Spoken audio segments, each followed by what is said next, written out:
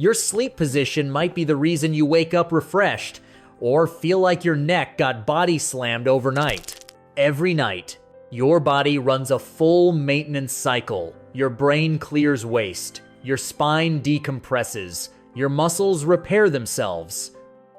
Your airway decides whether you breathe quietly or turn the room into a nighttime sound experiment. And the strange part is, the position you sleep in can either help that process along or quietly make it worse. Some people curl up tight, some lie perfectly straight, some somehow take over the entire mattress, and each of those positions affects your body in ways most people never think about. Tonight, we're breaking down what your sleep posture might be doing to your brain, your spine, and your breathing, and why the way you fall asleep may explain why you wake up feeling restored or like your whole body is filing a complaint. Let's start with the most common sleep position in the world.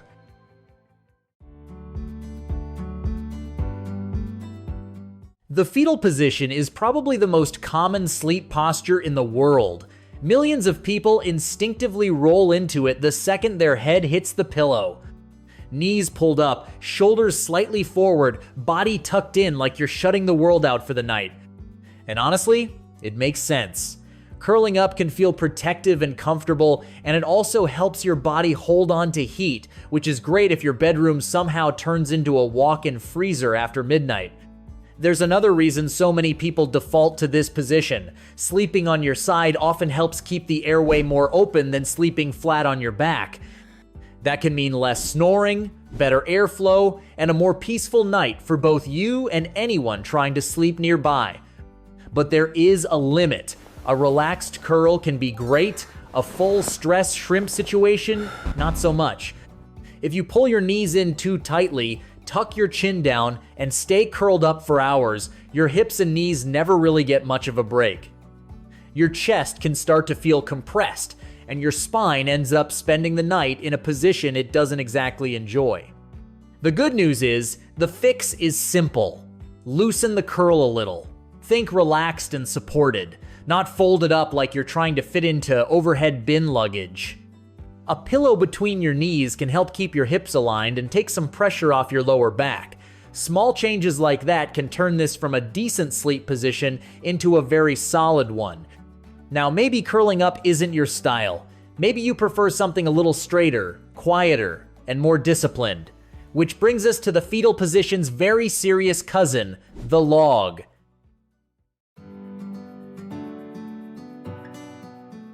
This is exactly what it sounds like.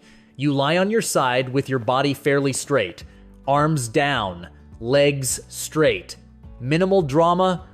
You look less like someone sleeping and more like a plank that accidentally developed consciousness. But this position actually has some real advantages. Side sleeping tends to help with breathing compared to lying flat on your back. For many people, it reduces snoring. And if you deal with acid reflux, the side you sleep on can matter more than you think. Your stomach isn't perfectly centered in your body, it sits slightly to the left. So when you sleep on your left side, gravity can help keep stomach acid where it belongs. Sleep on the right side, and that acid sometimes has an easier path back up your esophagus, which is basically a midnight invitation for heartburn. There's also interesting research suggesting side sleeping may support the brain's waste clearing process during sleep. Your brain doesn't literally send in a janitor with a mop bucket, but fluid does circulate around brain tissue during sleep to help remove metabolic waste. Side sleeping may help that process run more efficiently. So yes, lying on your side might literally help your brain take out the trash overnight. But again, trade-offs. When you sleep like a log, your entire body weight presses into one shoulder and one hip. Stay there long enough and you may wake up with that classic numb arm situation where your hand feels like it belongs to a mannequin from a department store clearance rack. If your mattress is too firm or your pillow is too low, your neck may also end up tilted all night, which your cervical spine will absolutely remember in the morning. Then we have a more expressive variation of side sleeping.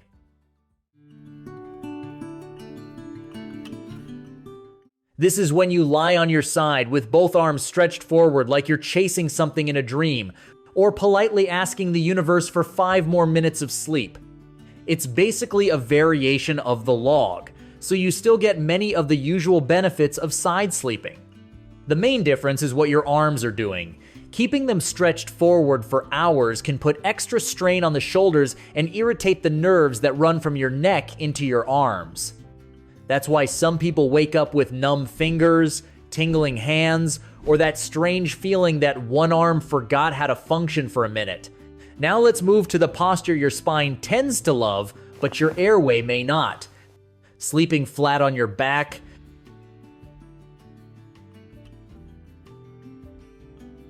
arms at your sides, legs straight, face up, completely still. You look less like someone asleep and more like you're waiting for a software update.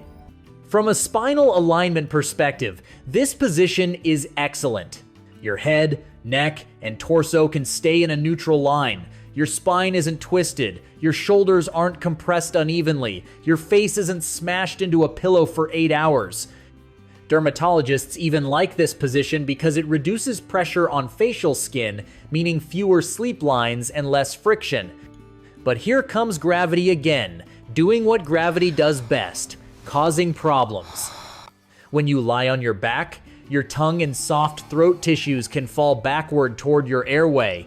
That narrowing can lead to snoring, loud snoring, the kind that makes people question their housing arrangements. For people with sleep apnea, back sleeping can make breathing interruptions worse. So while your spine might be enjoying the architectural perfection of this position, your throat might be hosting a late-night collapse simulation. And then there's the dramatic cousin of the soldier.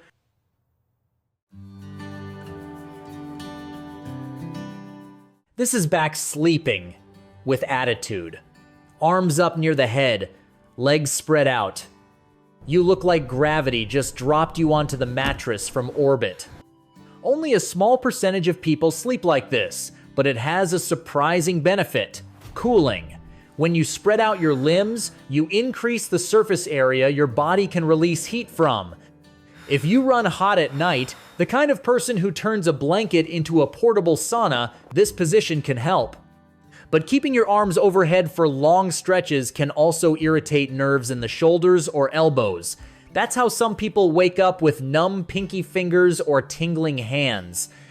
And just like the soldier position, snoring can still be an issue here because gravity still pulls the airway backward. Finally, we arrive at the sleep rebels.